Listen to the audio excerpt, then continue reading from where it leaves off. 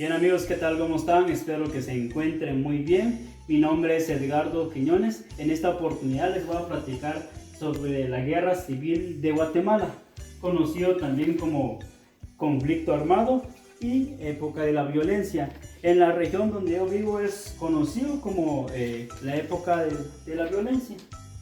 Desde niños hemos escuchado sobre estos términos y nos han dicho de que hubieron muchos muertos, una guerra entre los soldados contra la guerrilla y tantos términos que hemos escuchado.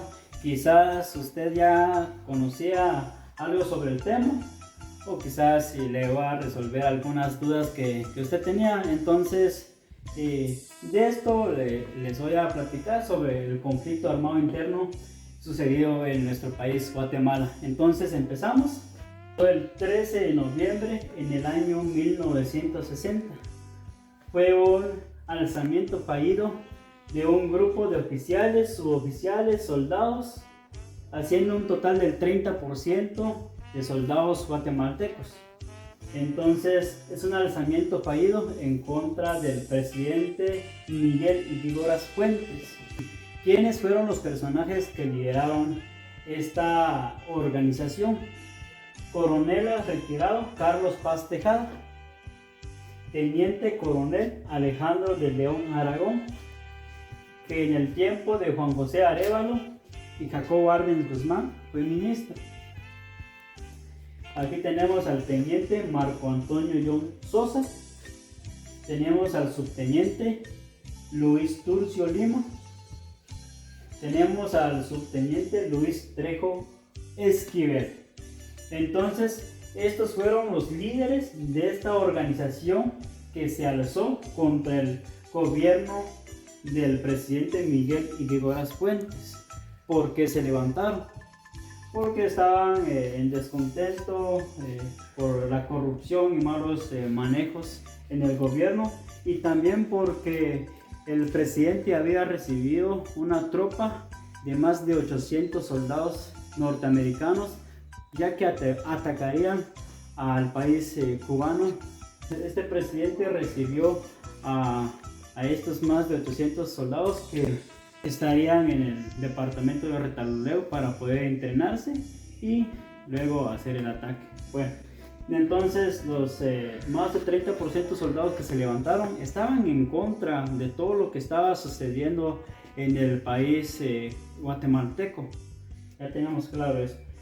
Mientras esto sucedía, los alzados comenzaron a organizarse, haciendo alianzas, contactos, quienes iban a encabezar el movimiento.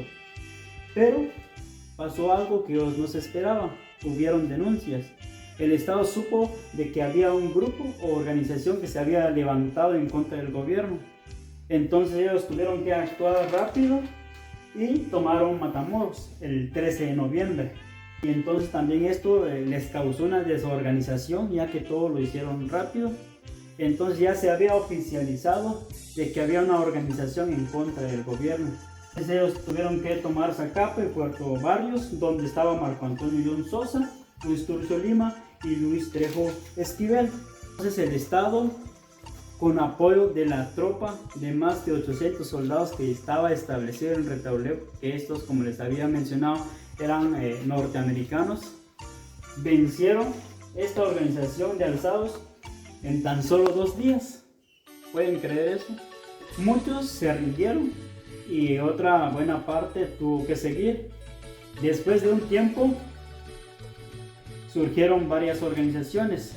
El primero, el MR-13, en febrero del año 1962, la FARC en noviembre de 1962, y así sucesivamente empezaron a surgir organizaciones que llevarían la batuta para poder pelear contra el Estado. Es importante resaltar que lo único que querían los alzados era derrocar al presidente y reconducir al país por la vía democrática. También es importante que sepan de que en el año 1944 empezaría una nueva temporada para la historia de Guatemala. En el año 1951 elegían a Jacobo Arbenz Guzmán como presidente de Guatemala. En su primer discurso fue claro en decir de que quería un país económicamente independiente, un país moderno y un país con elevación de nivel de vida. Pero el presidente Jacobo Arbenz no solo lo dijo en su discurso, sino que sí lo implementó. Para los norteamericanos esto estaba mal, ya que ellos tenían una compañía en Guatemala que se llamaba United Fruit Company. Esto abarcaba varias empresas de estas personas en Guatemala. Entonces lo que hizo Arbenz fue crear un nuevo código de trabajo que prohibía a militares reprimir huelgas y una reforma agraria. Esto significaba expropiar grandes cantidades de terrenos. Entonces los norteamericanos tenían el 50% de terrenos cultivables aquí en Guatemala y solo utilizaba el 3% sin pagar ningún impuesto. Ellos iban a ser muy afectados por esta nueva ideología de Jacobo Arbenz Guzmán. Ingeniaron una forma para que puedan derrocar al presidente, y para esto utilizaron a varias personas para poder llevar a cabo esta guerra psicológica, que al finalmente lo ganaron en el año 1954. 6 años después, el presidente Miguel Ydígoras Fuentes estaba recibiendo a los norteamericanos para que puedan establecerse y atacar al país cubano. Esto era el descontento de los soldados o de las personas que se levantaron por el historial que habían dejado los norteamericanos. Entonces, más o menos esto es el contexto de lo que había sucedido antes del año 1960. Si nos ponemos a analizar la revolución del año 1944, la contrarrevolución en el año 1954 tuvo que ver con lo sucedido el 13 de noviembre del año 1960, ya que la traición que recibió Jacobo Arbenz Guzmán en el año 1954 por los soldados del Estado no lo olvidaban los oficiales, suboficiales y el 30% que se levantó este 13 de noviembre del año 1960. ¿Cómo es posible que 6 años después de tan terrible hecho, tan lamentable hecho, en el año 1954, Miguel Ydígoras Fuentes estaba recibiendo esta tropa en Retaluleu?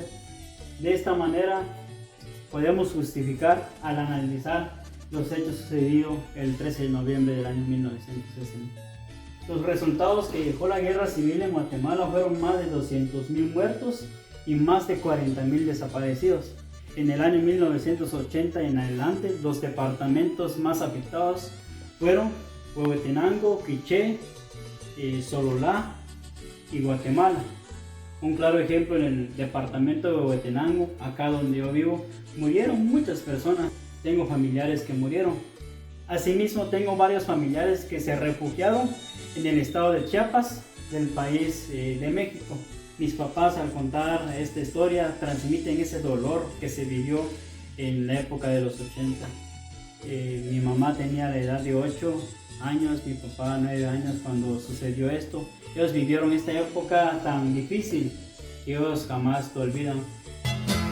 En mis ojos brotan lágrimas recordando lo que pasó, que en la década de los 80 la desgracia nos acompañó, que en la década de los 80 la desgracia nos acompañó. Nosotros los guatemaltecos vivimos una guerra injusta, fuimos víctimas de una violencia que no podremos olvidar. Fuimos víctimas de una violencia que no podremos olvidar. Hay lugares acá donde yo vivo, cuando murieron no tuvieron la oportunidad de llevarlos al cementerio. Lo que hicieron fue excavar un hoyo y meter a todas las personas ahí y se quedaron. A continuación les voy a dejar algunas imágenes para que ustedes puedan ver un cementerio de estos que les estoy hablando. Mataron a nuestros padres, mataron a nuestros hijos y con ellos la esperanza de volver a tener paz. Mataron a nuestros padres, mataron a nuestros hijos y con ellos la esperanza de volver a tener paz.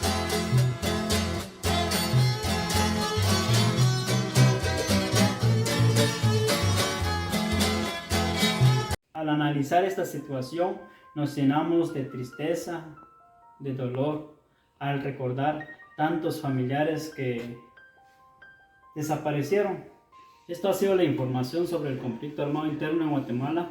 Espero que les haya gustado, espero que les haya quedado bien en claro esta historia, que es muy importante saberlo como todo guatemalteco. Muchísimas gracias. En la década de los 80, nosotros los guatemaltecos vivimos una guerra injusta. Fuimos víctimas de una violencia que no podremos olvidar. El temor a morir y de ver morir a nuestros hijos nos obligó a tomar las maletas en contra de nuestra voluntad.